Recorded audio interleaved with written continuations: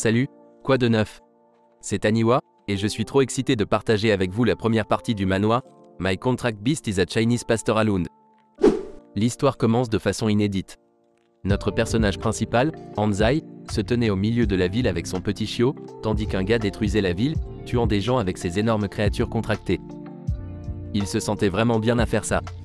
Hanzai, avec ses camarades de classe, courait pour chercher un endroit sûr, mais alors le gars bloque leur chemin et leur dit que son serpent a faim et cherche quelques jeunes étudiants à manger.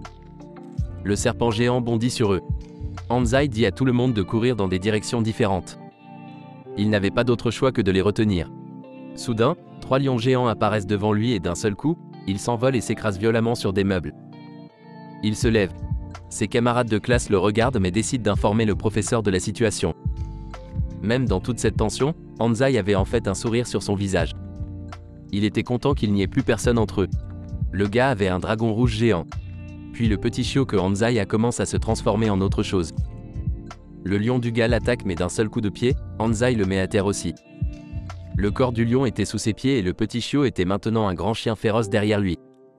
Il appelle le chiot Dao et lui demande de ne pas utiliser de langage grossier cette fois. Regardons de plus près qui est vraiment Hanzai. Il a été téléporté dans le monde actuel il y a environ 19 ans depuis son monde réel. Après une longue attente, c'était enfin son jour pour conclure un contrat avec une bête. Chacun avait ses propres exigences pour les contrats. Certains étaient confiants, d'autres étaient nerveux. 2 des camarades de classe de Hanzai parlaient de lui. Ils essayaient de deviner combien sa bête contractée serait forte car il était le meilleur étudiant en arts libéraux cette année et avait une forte puissance mentale. Ils prédisent qu'il pourrait devenir une figure légendaire dans le futur. Hanzai était clairement énervé d'entendre tout cela. Puis il commence à parler de Wang Kai, qui était deuxième après Hanzai. Son milieu familial était également bon, mais il le considère toujours plus faible que Hanzai. Wang Kai entendait tout cela et était vexé. Il se rend chez Hanzai et lui demande de vérifier quelle bête est la meilleure après la conclusion du contrat. Hanzai lui dit qu'il n'est pas intéressé et part. Wang Kai était encore plus énervé après cette interaction. C'était enfin le moment. Ils étaient tous debout sous une énorme tour. C'était la célèbre tour des contrats. Tout le monde, y compris Hanzai, était émerveillé de voir à quel point c'était spectaculaire. Soudain, Hanzai entend une voix et elle lui demandait ce qu'il voulait. Hanzai se souvient que le professeur a mentionné que c'était la tour des contrats et son espace de résonance spirituelle. Il réalise que c'est la tour des contrats qui lui parlait. Pour répondre à la question de la tour, il allait demander ce qu'il voulait mais soudain il entend la voix du professeur, lui ordonnant d'entrer dans la tour et de conclure le contrat car c'était son tour. Il entre et se tient sur le cercle magique qui était l'interrupteur pour ouvrir toute la tour des contrats. Il se téléporte dans un endroit très mystérieux. Cela ressemblait au paradis et devant lui se trouvait la salle des contrats. Il se mord le pouce et avance vers elle. Il laisse tomber son sang dans l'eau qui y est conservée puis un faisceau de lumière clignote dans le ciel. Et puis beaucoup de bulles sortent du ciel. Hanzai se demandait pourquoi il en recevait tant alors qu'en réalité une personne ne pouvait conclure des contrats qu'avec 5 créatures au maximum. Puis l'une des bulles devient rouge. Hanzai sentait que c'était une spéciale. Alors, il la saisit et quand il ouvre son poing, il avait un signe lumineux dans la paume. Il nomme sa créature, Yoga.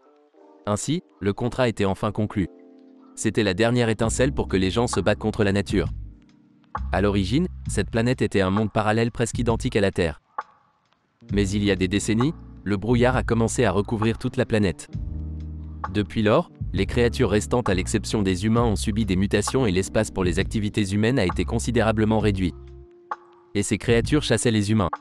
Juste quand les gens construisaient de hauts murs pour résister au brouillard et aux créatures mutantes, la tour des contrats est apparue. C'est ainsi que les contrats ont vu le jour. Les personnes qui maîtrisaient la conduite de bêtes géantes avaient progressivement le capital pour lutter contre la nature. Certaines personnes pensaient que c'était la fin du monde tandis que d'autres disaient que c'était le châtiment de Dieu pour le mépris des êtres humains envers la nature. Selon Hanzai, c'était simplement la loi du plus fort. Tout le monde avait une sorte de contrat avec une sorte de créature. La fille blonde d'avant pleurait car sa créature était en réalité de l'herbe. Leur prof leur dit que les élèves qui ont conclu un contrat avec des créatures plus faibles ne devraient pas être découragés. Ils ne sont peut-être pas des forces spéciales mais ils sont aussi une force nouvelle indispensable pour le pays.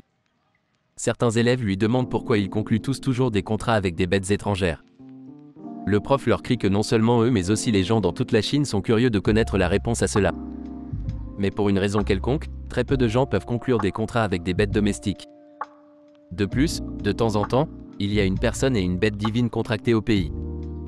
Et ils sont tous pitoyablement faibles. Un éclair rouge frappait le haut de la tour pendant que Hanzai concluait un contrat. Même le prof avait peur de voir ça. Quand les autres élèves lui demandent ce qui se passe, il leur dit que tout cela se passe parce que Hanzai a conclu un contrat avec une bête divine. Wang Kai était plus jaloux que quiconque. Le maire et ses hommes observaient tout cela. Tout le monde dans la ville était au courant qu'une personne concluait un contrat avec une créature incroyable. Un gros type harcelait une personne pour prendre sa bête contractée. Il voit ça aussi. Hanzai était nerveux. Puis finalement, sa bête apparaît. C'était un petit chiot. Hanzai est déçu après avoir obtenu juste un chien terrestre ordinaire. Il se souvient que lorsqu'il était enfant dans sa vie précédente, sa famille élevait un chat qui ressemblait vraiment. Il prend le chien et le caresse doucement mais était toujours déçu. La porte suivante s'ouvre et il entre là. Une projection de fenêtre apparaît devant lui.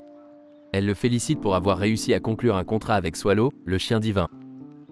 Hanzai était choqué de voir ça car le chien semble être un chien ordinaire contrairement à ce qui est dit. Puis il lui demande s'il veut ouvrir le pack cadeau du débutant maintenant ou attendre. Il y pense et appuie sur non. La porte de sortie de la tour s'ouvre enfin et Hanzai en sort. Tout le monde s'attendait à ce que ce soit une grosse bête féroce mais quand ils voient Hanzai tenant un petit chiot, ils éclatent de rire et se moquent de lui. Hanzai ne répond rien et continue de marcher. Les élèves préfèrent maintenant être amis avec Wang Kai car il a maintenant une énorme bête. Wang Kai bloque Hanzai et lui dit de retourner dans son égout. Wang appelle sa bête Behemoth. Elle était énorme mais Swallow l'a fixée aussi avec colère. D'un autre côté, ce gros gars cherchait aussi sa prochaine proie après avoir tué cette personne. Sa chauve-souris a repéré la position de Hanzai et ils étaient maintenant prêts à le chasser. Wang Kai était prêt à se battre avec Hanzai. Les gens se rassemblaient autour d'eux pour assister à ça. Swallow était en colère mais Behemoth avait l'air dangereux.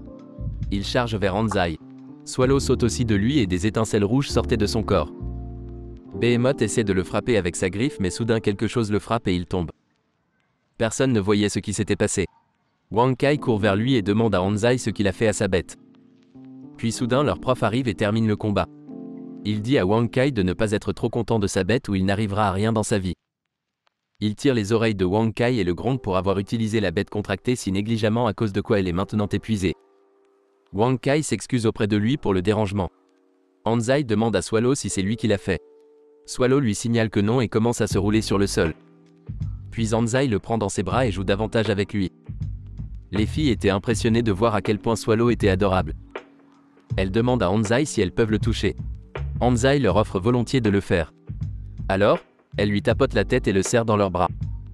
Puis elles demandent à Hanzai son nom. Hanzai réfléchit un peu et puis le nomme Dao. Les filles aiment le nom.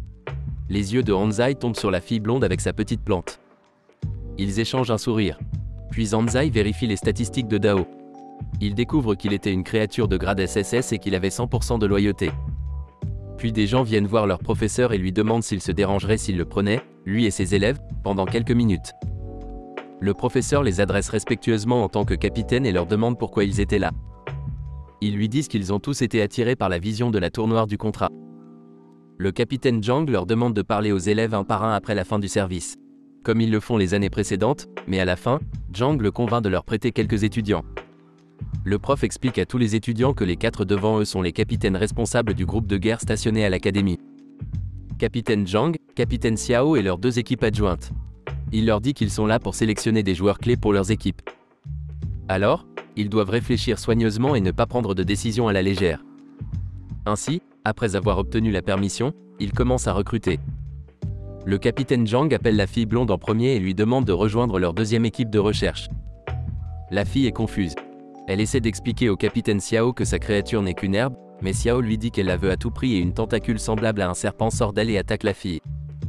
Mais l'herbe la coupe comme une lame. Tout le monde était choqué de voir ça. Xiao était particulièrement excité et lui demande de rejoindre l'équipe de sa sœur à tout prix. La fille ne savait pas quoi dire. Mais ensuite, elle pense à Anxi. Elle demande à Xiao un peu de temps pour réfléchir à la proposition. Xiao accepte et lui dit qu'elle viendra discuter avec elle à son dortoir ce soir. Puis elle part. Les autres étaient curieux de savoir comment elle avait attiré leur attention. Le prof se demandait comment cette herbe pouvait être si forte. Serait-ce une sorte de plante mutante qui n'a pas encore été découverte ou est-ce que la vision de Anxi était réellement causée par l'herbe monstre, juste retardée pour une raison inconnue? Il n'était pas sûr. D'un autre côté, Wang Kai arrête Anxi et lui dit d'attendre après l'admission. Mais Anxi était concentré pour entrer dans l'anneau intérieur. Plus tard ce jour-là, Anxi ouvre son paquet de novices dans son dortoir. Mais tout ce qu'il reçoit, c'est de la nourriture pour chiens et un guide d'élevage de chiens. Alors, maintenant, il n'avait pas d'autre choix que de vérifier ce qui est écrit dans le livre. Alors, il lit le livre tout en nourrissant Tao. Tao lui mord la main. Han-Xi réalise qu'il doit d'abord bien le dresser. La nourriture pour chiens augmentait le niveau d'expérience de Tao. Et il voulait encore manger plus. Mais avant ça, Han-Xi l'emmène sur le terrain d'entraînement pour lui apprendre quelques mouvements de base. Un vieil homme les regardait.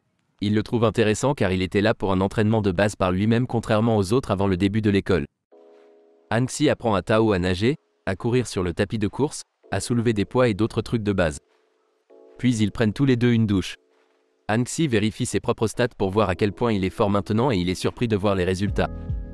Il découvre qu'avec l'amélioration de Tao, ses stats augmentaient aussi à une vitesse folle. Il était très heureux. Tao mangeait tellement qu'il finit 93 sacs en seulement 3 jours. Han-Xi était à court d'argent. Il pense à acheter de la nourriture en réserve et à en informer sa famille.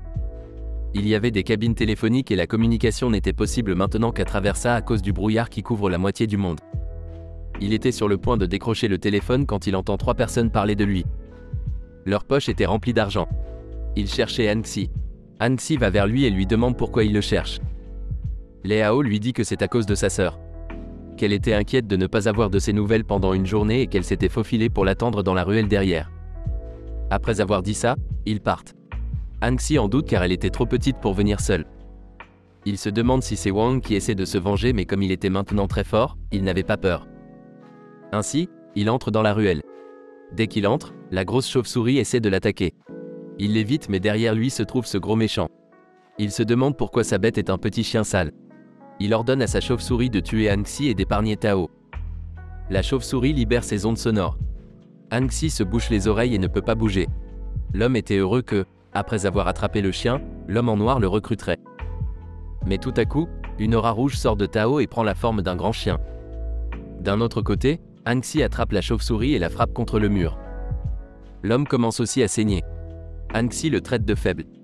L'homme était vraiment en colère et se précipite sur lui en demandant à la chauve-souris de lui donner un maximum de puissance pour qu'il puisse briser les organes internes de Han-Xi. Han-Xi lâche la chauve-souris et avant que l'homme ne puisse le frapper, il le frappe à la poitrine. Le coup brise sa cage thoracique et endommage ses organes internes. Puis Han-Xi attrape également la chauve-souris et arrache une de ses ailes avant de marcher dessus. L'homme est totalement choqué de voir un nouveau venu si fort. Rampant comme un rat, il essaie de s'échapper mais Han-Xi le bloque. Puis il commence à le menacer, disant qu'il sait tout sur sa famille, son adresse et sa sœur. Han-Xi lui dit que ça n'a pas d'importance car sa vie est entre ses mains. Han-Xi lui casse une jambe et commence à le traîner plus profondément dans la ruelle. Les rôles étaient maintenant inversés. Soudain une fille lui crie d'arrêter. C'était Xiao.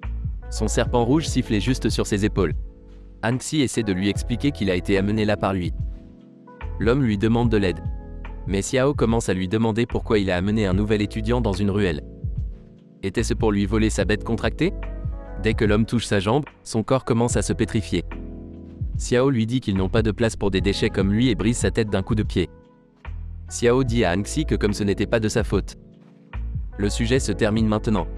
Han-Xi se demande si elle est une amie ou une ennemie à cause de son attitude étrange. Avant de partir, Xiao lui dit que le corps de la chauve-souris vaut des dizaines de milliers de dollars. Alors, il devrait trouver un moyen de le gérer. Han-Xi était abasourdi après avoir entendu ça. Même si les parents travaillent dur pendant un an, ils ne pourraient peut-être pas gagner autant d'argent. Puis il voit Tao et il était en train de manger le reste du corps. C'était trop tard pour dire quoi que ce soit. Mais après ça, il avait l'impression que sa force s'était améliorée. Le lendemain à l'université, le prof rassemble tout le monde. Les sbires de Wang Kai lui ciraient les bottes. Il se moquait de Han-Xi et Wang Kai prenait plaisir. Il leur dit qu'il avait de bonnes intentions. Alors, il avait pensé à demander à Han-Xi s'il voulait le suivre à l'avenir, mais il était bien élevé, ce qu'il aurait regretté car il n'est pas réapparu depuis le combat. Il supposait qu'il avait quitté l'école par honte. Tout le monde était occupé à faire ses propres trucs. La fille blonde se demandait pourquoi Han-Xi n'était toujours pas là. Puis soudain Han-Xi apparaît là avec Tao. Les hommes de Wang essaient encore de se moquer de lui en disant qu'il obtiendra le pire département. Le prof arrive et leur crie de se taire. J'aime beaucoup cette série et j'ai hâte de continuer à la lire. J'ai donc décidé d'aller de l'avant et de faire une partie 2. Merci d'avoir regardé cette vidéo. N'oubliez pas de laisser un j'aime et de vous abonner si vous avez aimé et d'activer la cloche de notification pour ne jamais manquer une nouvelle vidéo d'Aniwa. À la prochaine fois les gars, prenez soin de vous.